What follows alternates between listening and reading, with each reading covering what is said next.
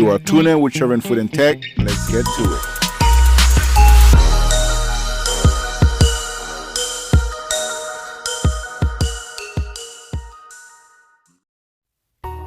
Who's hungry? First thing first, we'll need some ingredients. You need onions, black pepper, oil. You can use about any oils you have in your pantry, but for this recipe, it's called for vegetable oil. You need some chicken breast, about 7 to 8 ounces, based how big is your family.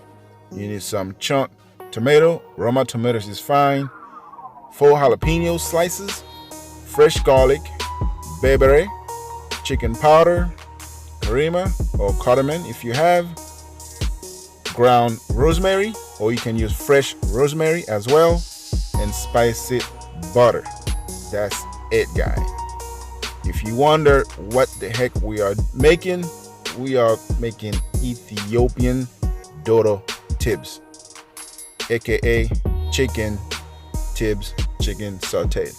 It's a very easy recipe, and a lot of you guys, that never been to a Ethiopian restaurant or been to one might wonder what make Ethiopian food taste so good and what kind of spices that they use. One of the key thing about Ethiopian food is the spice. Without the spice, you're not cooking Ethiopian food. You must have the spice, especially with the berbere. It is like the holy grail for all Ethiopian or East African cuisine, so far as like Eritrea and Ethiopia. That is a must. Without berbere, you're not cooking Ethiopian food. That's it. You can pretty much find berbere to any Ethiopian restaurant or Ethiopian market, especially in a big city. I'm pretty sure you'll find that spices. And also the butter. That is another one that is iconic to Ethiopian, Eritrean cuisine. The butter, the clarified butter, that is the must. It's a spiced butter. I'll have another video. I'll be posted sometimes in the next week or two, and how to make that spiced butter.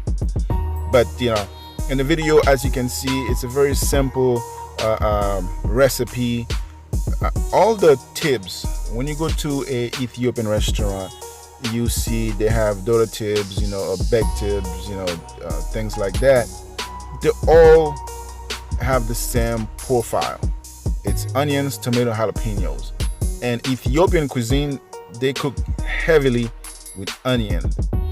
All Ethiopian dishes like the what, like dodo what, or things like that, or what, they all are onion-based stew.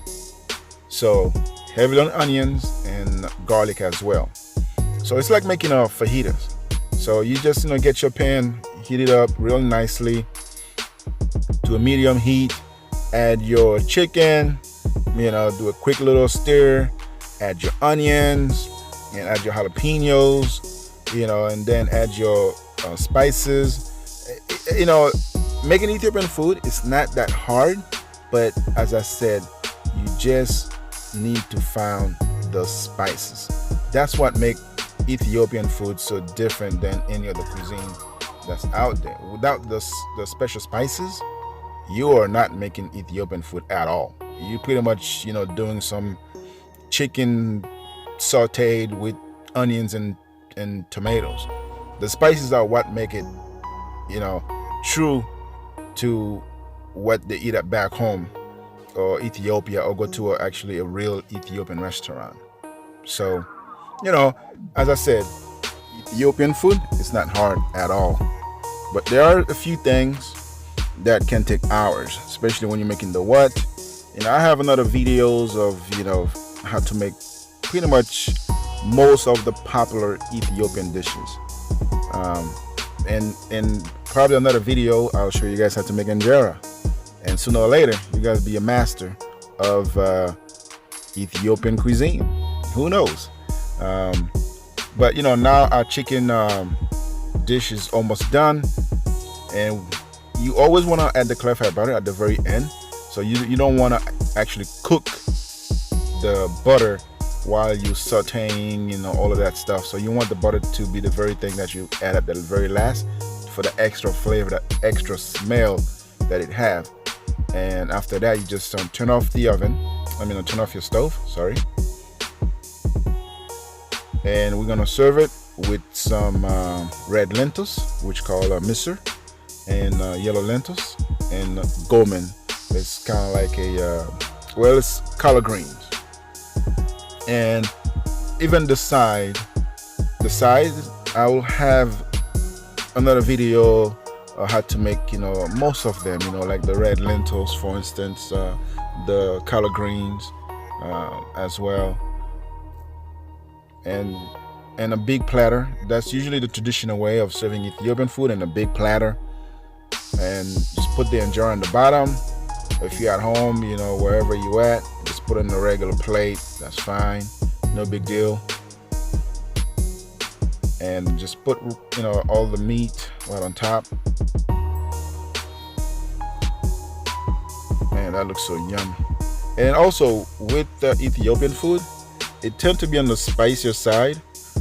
Like if you're ordering the Tibs at a restaurant, it's probably best to ask them not to add so much jalapenos or even the bebere, because the bebere is a spicy seasoning. It have a lot of other seasoning in it that, you know, really, when you taste it, you really appreciate, man, the Ethiopian cuisine, because it does have this nice aroma, and then the smell, the taste of it as well is really nice.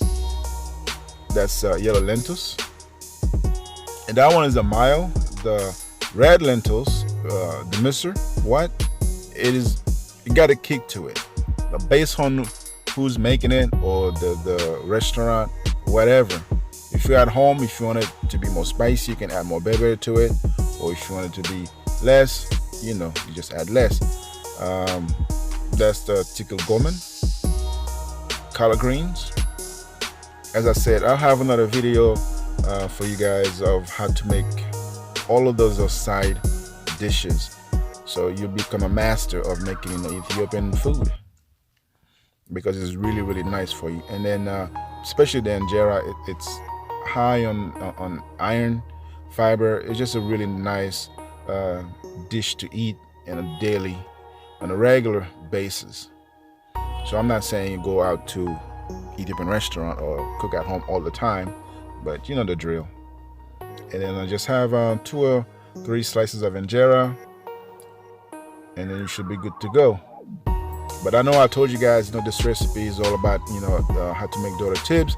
You know, if you don't have injera at home, you can also eat it with rice, steam white rice. But you can do whatever. That's it, guys. How to make daughter Tibs. See you on the guys in the next video. If you like this video, please subscribe to the channel for more video like this.